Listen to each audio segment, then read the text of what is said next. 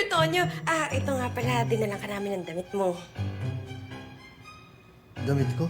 Ay naku, Sir Tonyo, huwag ka na lang magtanong kung saan nanggaling yung mga damit mo. Kaya nga, kung saan namin nakuha yung mga damit mo, basta wala kami dyan, si Selena lahat yan. Uy, di sige, ako na. Ako na magtitake ng credit. Grabe naman kayo, hindi pa fully recovered to si Sir Tonyo. Pero, totoo yun, Sir Tonyo. Ako'y namili ng t-shirt mo, ng shorts, pati briefs. Alam mo, may gusto ka ba? Gusto mong kumain? Nauuhaw ka ba? Sabi nga pala ng doktor, pwede ka na daw namin bihisan. Ako na lang magbibihis sa'yo. Gusto mo, paliguan na rin kita? Marunong ka mag-sponge bath? Meron din kami dito. Roots, binilang ka namin ng...